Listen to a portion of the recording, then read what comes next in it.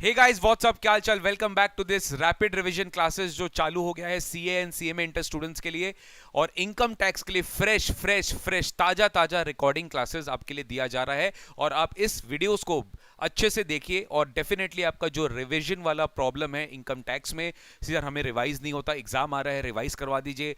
अरे भैया YouTube channel जाकर देखो, यूट्यूब चैनल जाकर देखो, प्लेलिस्ट क्रिएट किया हुआ है, वो प्लेलिस्ट में सारे वीडियोस डाले हुए हैं, चैप्टर वाइज रिवीजन हो रहा है।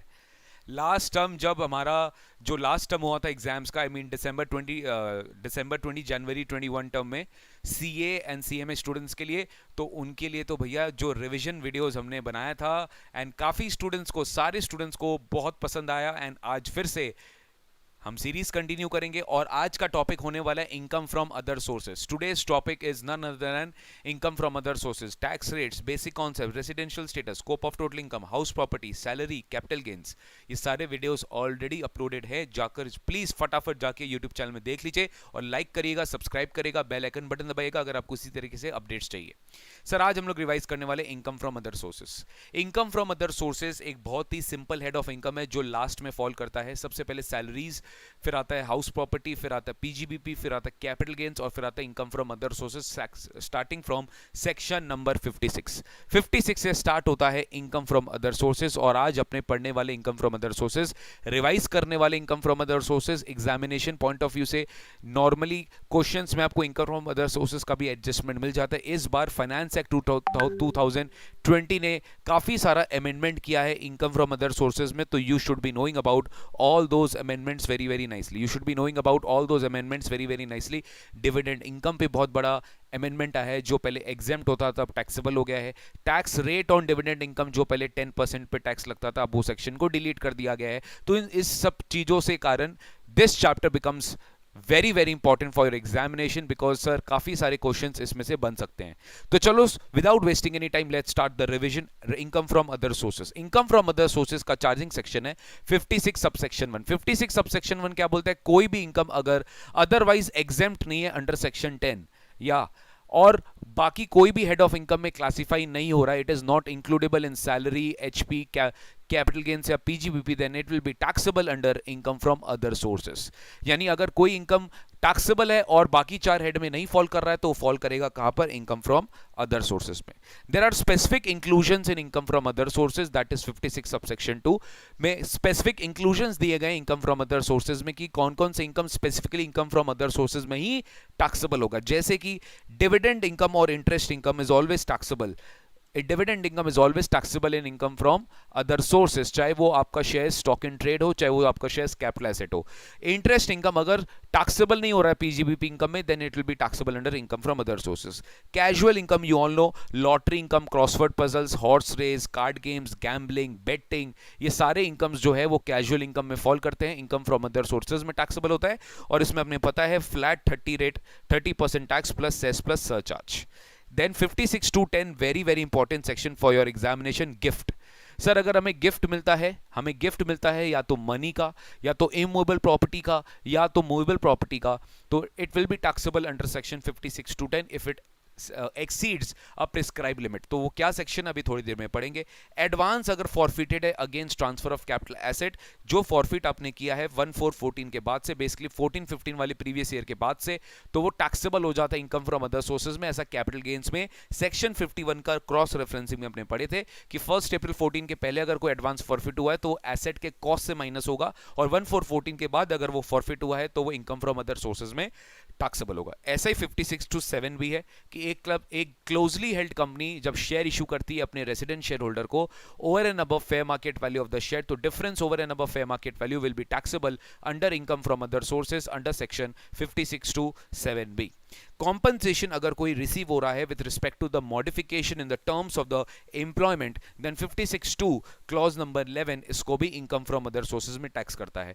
कैपिटल गेन्स में आपको इनहैंस कॉम्पनसेशन के बारे में बताया गया था। अगर कॉम्पनसेशन के ऊपर आपको डीले कॉम्पनसेशन पे इंटरेस्ट मिल रहा है ऑन कॉम्पनसेशन और इनहैंस कॉम्पनसेशन, तो it will be taxable in the year of receipt under section 56(2) clause number 8। और इसके ऊपर आपको पढ़ाया जाएगा आगे, स्टैंडर्ड डिडक्शन मिलता है at the rate of 50% from such interest income which will be taxable in the year of receipt। तो सर लॉटरी इनकम सबसे पहले स्टार्ट करते हैं। लॉटरी इनकम पे 30% टैक्स लगता है 115 बीबी सेक्शन के अंदर में। इसके ऊपर सरचार्ज लगता है और इसके ऊपर सेस लगता है। कोई भी डिडक्शन अलाउ नहीं होता इस पर्टिकुलर इनकम के अगेंस्ट में, कोई भी खर्चा अलाउ नहीं होता, कोई भी लॉस सेट ऑफ अलाउ नहीं होता ना। तो इस पर्टिकुलर सोर्स ऑफ एक्टिविटी से कोई लॉसेज आ रहा है तो उसको भी कैरी फॉरवर्ड या सेट ऑफ नहीं कर सकते। इस इनकम के अगेंस्ट में आप चैप्टर 6 का डिडक्शन नहीं ले सकते। बेसिक एग्जेम्पशन लिमिट भी अगर आपके पास बचा हुआ है, अनएग्जॉस्टेड है, तो you can not utilise against this casual income. Remember, winning is taxable, income winning from lottery है, ठीक है, इनकम फ्रॉम लॉटरी नहीं है, विनिंग। तो winning is taxable, income is not taxable. इसलिए लॉटरी टिकट का जो परचेज कॉस्ट होता है उसका भी डिडक्शन हमें नहीं मिलता, बिकॉज विनिंग टैक्सेबल होता है, income is not mention, winning is mention. Next है 56 टू 7B। 56 टू 7B बात करता है अगर एक closely held company, very very important, मतलब कोई company in which public are not substantially interested, एक प्राइवेट कंपनी, ये क्लोजली हेल्ड कंपनी मानी जाती है। अगर ये शेयर इशू करती है किसी भी रेसिडेंट को at a premium over and above the fair market value of the share, fair market value exam में दिया रहेगा, उसके अबव, ओवर एंड अबव अगर आप शेयर इशू करते हो तो डिफरेंशियल प्राइस जो है that will be taxable under income from other sources. Important है, जिसको इशू कर रहे हो that should be a resident share holder, और जो कंपनी इशू कर रही है that should be a closely held company. तो एग्जांपल्स आप देख लीजिएगा, इसको मैट को कैसे आपको मिलेगा, ये पीडीएफ आपको फ्री में दिया जा रहा है, कैसे मिलेगा इस डिस्क्रिप्शन बॉक्स में मेंशन्ड है, please go for it and download at the earliest. 56 two 7B कुछ कुछ केसेस में एप्लीकेबल नहीं होता। 56 two 7B provisions is not applicable on the consideration जो एक वेंचर कैपिटल अंडरटेकिंग अपने एक स्पेसिफाइड फंड से रिसीव करती है, तो उस पर 56 टू 7B एप्लीकेबल नहीं होता। स्पेसिफाइड फंड मतलब category 1, category 2 alternative investment fund जो सेबी द्वारा रेगुलेटेड होते हैं, ये लोग को अगर शेयर इशू किया जा रहा है या फिर यूनिट्स इशू किया जा रहा है तो उस पर 56 टू 7B एप्लीकेबल नहीं होता। फिर जो स्टार्टअप्स, अगर कोई कंपनी, ठीक है, अगर कोई company notified class of person से, जो एक स्टार्टअप है, कंपनी जो एक स्टार्टअप है नोटिफाइड क्लास ऑफ पर्सन से रिसीव करती है कंसिडरेशन, तो उस पर भी 56 टू 7B को एप्लीकेबल नहीं कराया गया। 56 टू 7B इनके ऊपर एप्लीकेबल बिल्कुल भी नहीं होगा सर, ठीक है।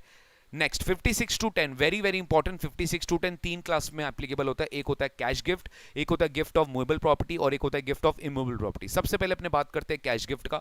सर अगर aggregate value of the cash gift exceeds ₹50,000 in a financial year, तो सच एक्सेस अमाउंट मतलब समझ रहे नहीं, एक्सेस अमाउंट नहीं, फुल अमाउंट, एक्सेस अमाउंट नहीं, full amount will be taxable. अगर 54,000 कैश गिफ्ट मिला तो 54,000 टैक्स कर देंगे, 60,000 कैश गिफ्ट मिला तो 60,000 टैक्स कर देंगे। कैश गिफ्ट फुल्ली टैक्सेबल होता है।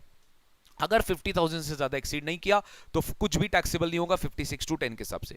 Next comes immovable property, immovable property में क्या है सर? इमूवेबल प्रॉपर्टी में हमेशा हम लोग चेक करना पड़ता है कि आपको विदाउट एनी कंसिडरेशन मिल रहा है कि आपको लोअर कंसिडरेशन मिल रहा है। अगर आपको विदाउट कंसिडरेशन मिल रहा है मतलब आपको चेक करना पड़ेगा स्टैम्प ड्यूटी वैल्यू, आपको चेक करना पड़ेगा stamp duty value of the immovable property. If the stamp duty value of the immovable property exceeds 50,000 rupees and without consideration आपको प्रॉपर्टी मिल रहा है तो entire stamp duty value will be taxable. लेकिन अगर आपको परचेज कर रहे हो immovable property for a lower consideration तो फिर डिफरेंस विल बी टैक्सेबल। अब इसमें बहुत ध्यान से सोचने की बात है। विदाउट कंसिडरेशन तो मैंने आपको बोल दिया, अगर स्टैम्प ड्यूटी वैल्यू 50,000 से ज्यादा है तो फुल टैक्सेबल हो जाएगा, और स्टैम्प ड्यूटी वैल्यू 50,000 से ज्यादा नहीं है तो कुछ भी टैक्सेबल नहीं होगा।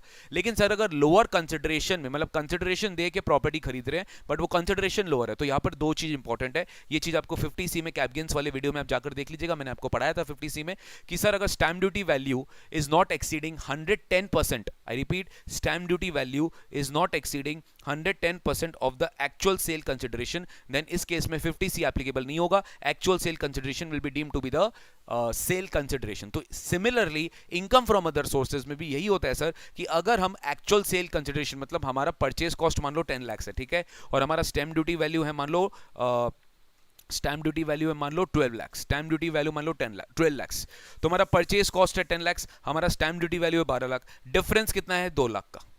तो 2 लाख आपने कम पे किया, तो आपको देखना है क्या ये 2 लाख 50,000 से ज्यादा है? यस।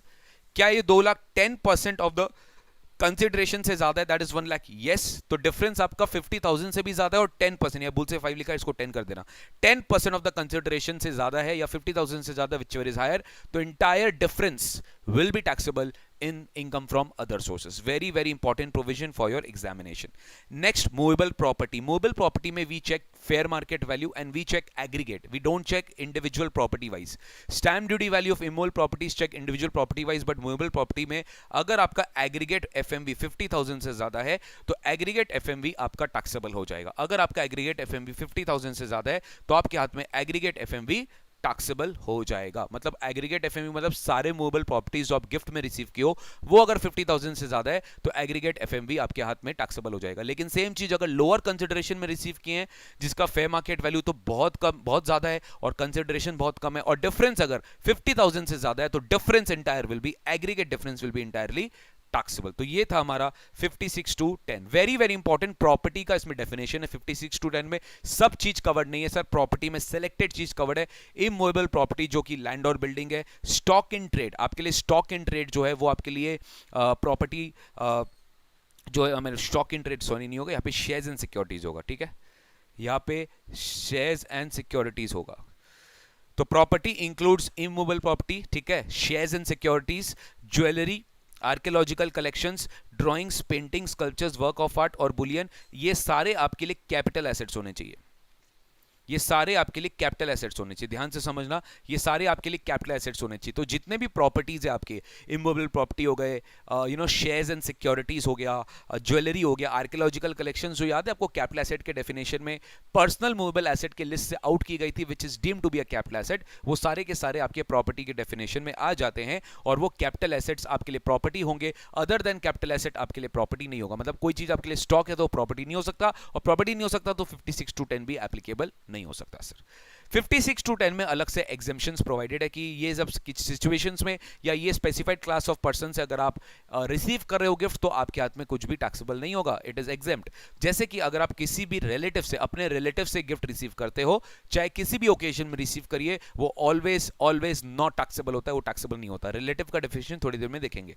अपने ही मैरिज में, अपने ही मैरिज वाले दिन आप जो भी रिसीव करते हो एवरीथिंग विल बी एग्जेम्प्ट. वो टैक्सेबल नहीं होता किसी भी पर्सन से रिसीव करिए. विल के थ्रू या इनहेरिटेंस के थ्रू या contemplation of death of the pair और द डोनर, उसके वजह से अगर आपको कोई भी प्रॉपर्टी रिसीव हो रहा है तो उस पे 56 to 10 नहीं लगेगा.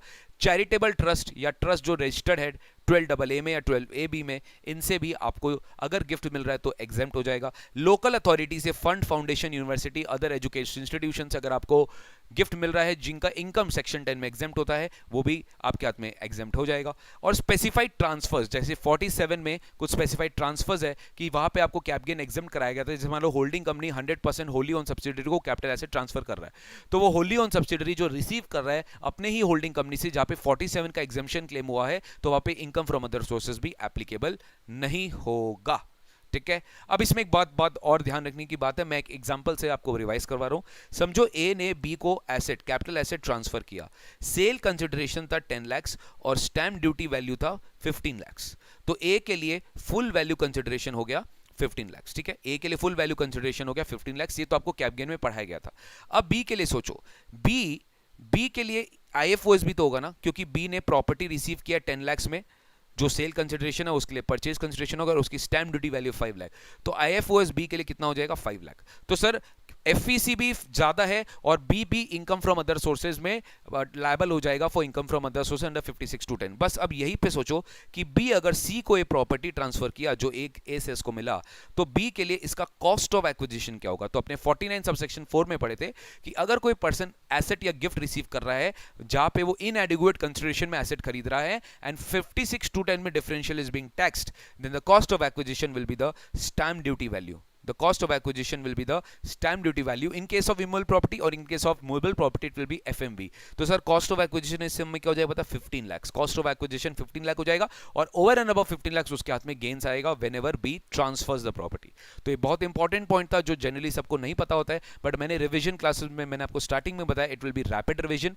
तो अगर आपको थोड़ा सा नॉलेज नहीं है या फिर आपका चैप्टर ठीक से कंप्लीट नहीं है, तो अब ये मत सोचना कि ये पढ़ के आपको सब चीज समझ, मतलब सब चीज आपको कुछ बैक में नहीं जाना पड़ेगा. टर्म उन स्टूडेंट्स के लिए अनजस्टिस हो जाएगा जो लोग इतना मेहनत करके पढ़े हैं और आज वो रिवाइज कर पा रहे हैं और रिवाइज उनको समझ में आ रहा है, उनके लिए इनजस्टिस हो जाएगा। तो आई एम श्योर दैट आप इस बात को समझेंगे। और अगर आप बिल्कुल भी नहीं पढ़ रहे हैं, बिल्कुल भी आपको इस टॉपिक के बारे में आइडिया नहीं है, तो ये वीडियो आपके लिए काम करनी है। प्लीज ये वीडियो को एग्जिट कर जाइए with due respect, and please transfer this video, please share this video to your other friends जिनको ये वीडियो का नीड हो सकता है रिवीजन पर्पस के लिए। रिलेटिव का डेफिनेशन बहुत सिंपल है। रिलेटिव में मैं और मेरा स्पाउस, ठीक है, योरसेल्फ एंड योर स्पाउस आपकी रिलेटिव होती है। सबसे पहले आप अपने फैमिली में आइए। आपके फैमिली में क्या होंगे? लीनियल एसेंडेंट्स आपके पेरेंट्स और लीनियल डिसेंडेंट्स या योर ग्रैंडसन्स और ग्रैंड डॉटर्स। तो लीनियल एसेंडेंट, लीनियल डिसेंडेंट्स आपके स्पाउस के लीनियल एसेंडेंट, लीनियल डिसेंडेंट आपके रिलेटिव है। Now your brother and sister, your spouses brother and sister, ठीक है। आपके ब्रदर सिस्टर है तो मैं ब्रदर का वाइफ का भी बात कर रहा हूँ, सिस्टर के हस्बैंड का भी बात कर रहा हूँ। आपके स्पाउस के ब्रदर सिस्टर है तो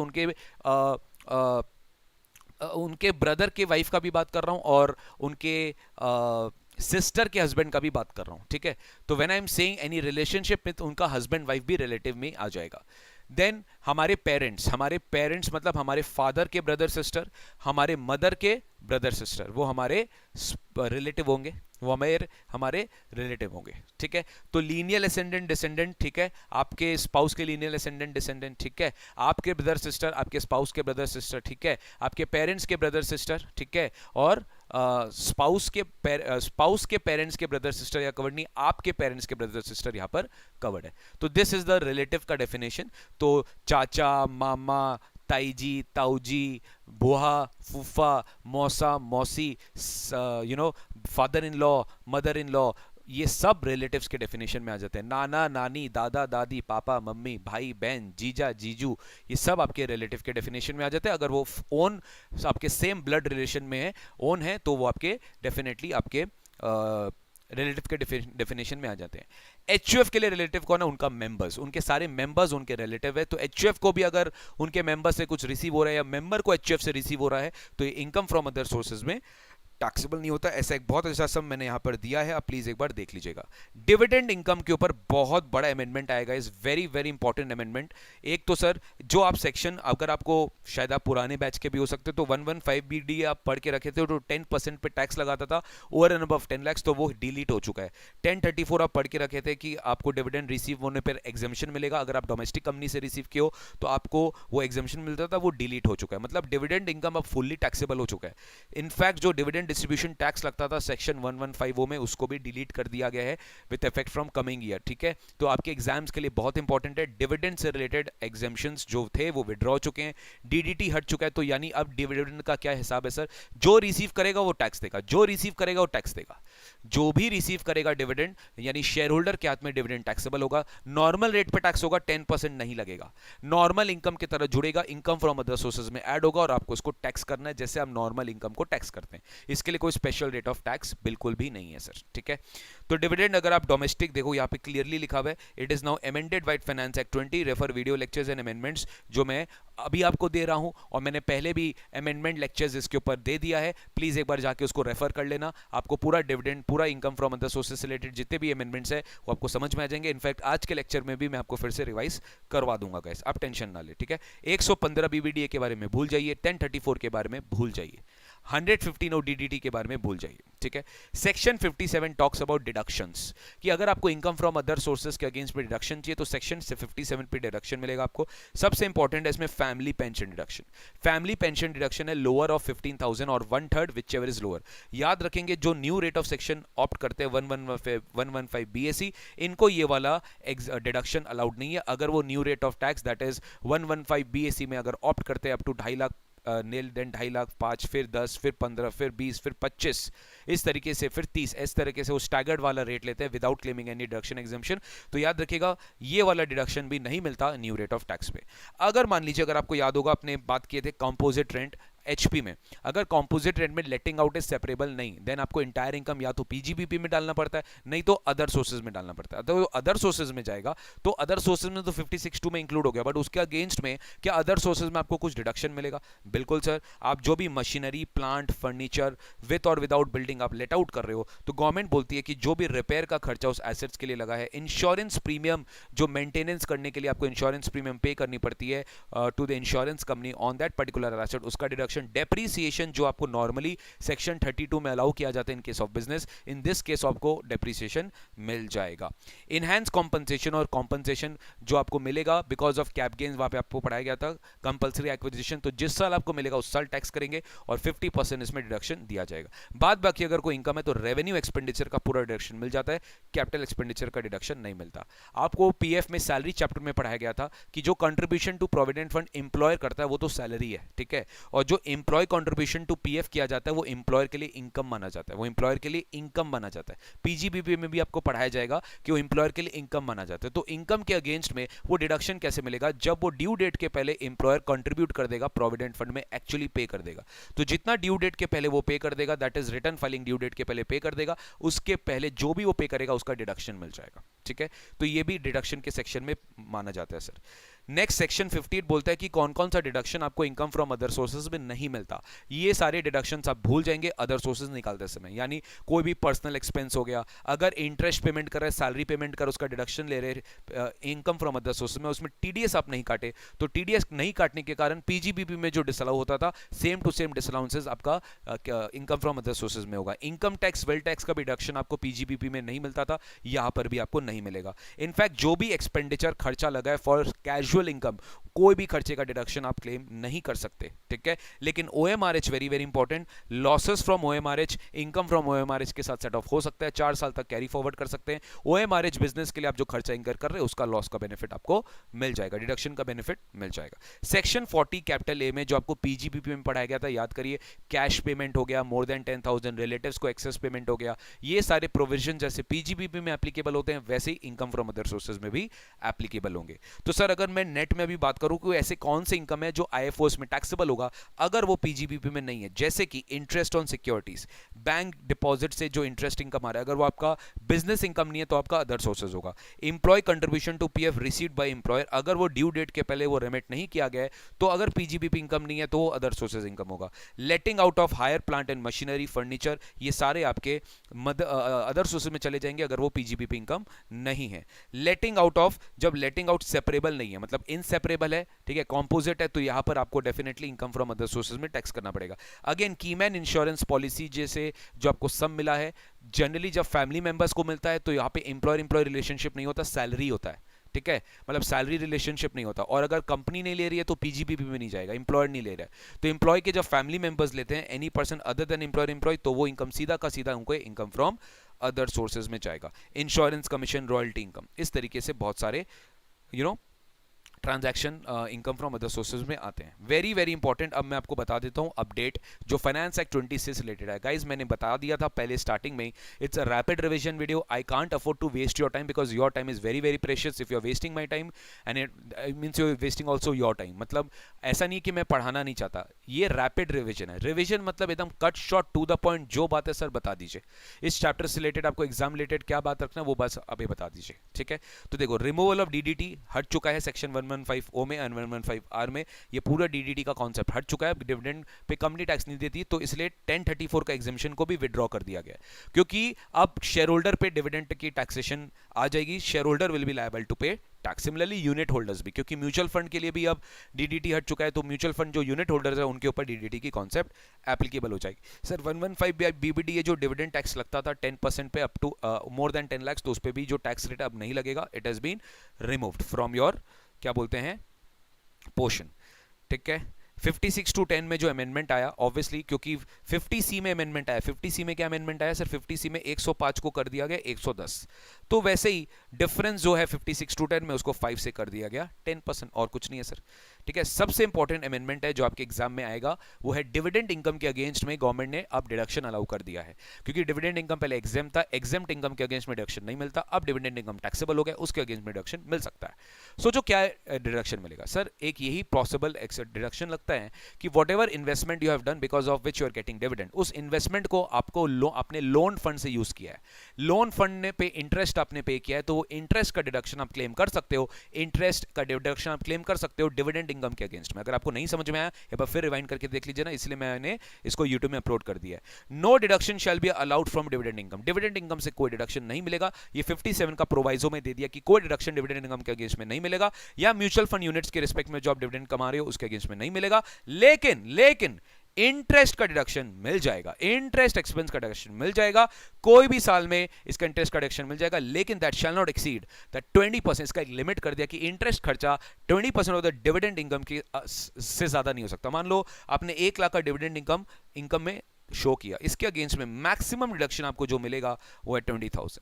मैक्सिमम डिडक्शन जो आपको मिलेगा 20,000 से ज्यादा आपको डिडक्शन नहीं मिलेगा।